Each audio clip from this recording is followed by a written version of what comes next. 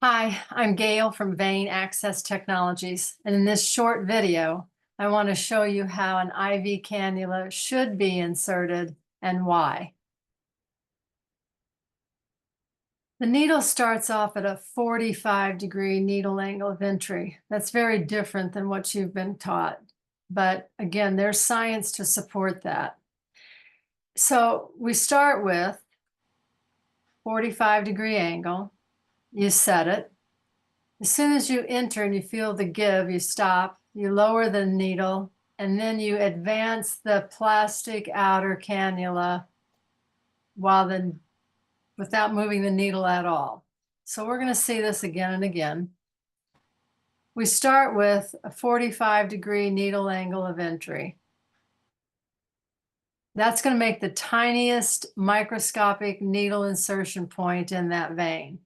Note that that's a curved vein, because right now they want you to either insert the entire unit and then pull the inner metal needle out, or as this last guy instructed, you start it. When you see the flash, you stop, you pull out your inner needle, and then you advance the outer sleeve.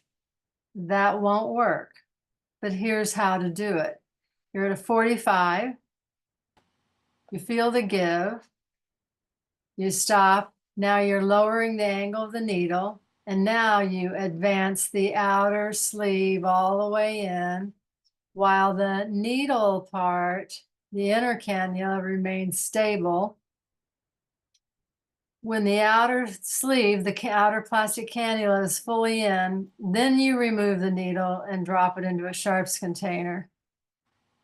Now, what I can't show you here is that when we do this, and we do it without a tourniquet, there is no profuse bleeding. It's just drip, drip, drip. But if you do it any other way than this, you have a bloody mess to work with, especially if you follow his instructions, where you start the needle insertion. As soon as you see the flash, you stop. He wants you to pull out the metal component of that needle system. And then, while it's profusely bleeding, you're supposed to advance the outer plastic sleeve inward. But if you do it this way, number one, you've entered, you know you're in, you see the flash.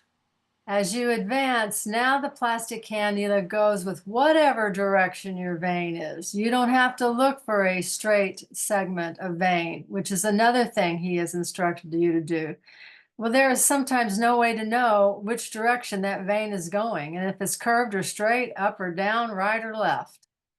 But when you do it this way, you don't have to even make that determination, because that cannula sleeve, that outer plastic cannula, bends. It's pliable for that reason. One more time. 45-degree needle angle of entry, light on the grip, insert till you feel the give, stop, lower the angle, advance the outer cannula. Now you're ready to remove the inner needle, dispose of, and ready to hook up your IV.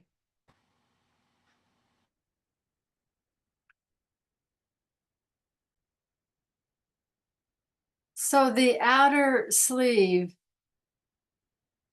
is pliable, flexible for a reason.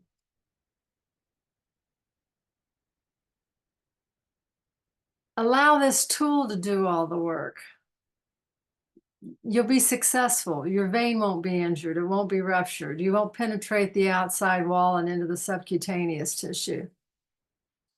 This is the new science. This is the STEM, the science, technology, engineering, and math behind the science of this skill, vein access, where tools, technique, and science meet.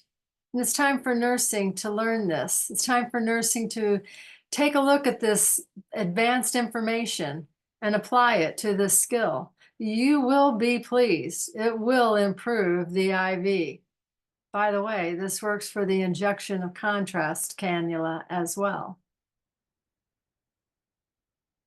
So this is just one point, I think, on the 12 or 13 or 14 points that he made. We're going to address each one, and I'll give you the science behind the skill. But it is up to you as an individual nurse to investigate this. Visit Vein Access Technologies, vatmethod.com. It's at the bottom of your screen. vatmethod.com. And for the science of it, it's called STEM21CVA.com. It's on the website, though, too. It's time to look. It's time to quit struggling with the IV.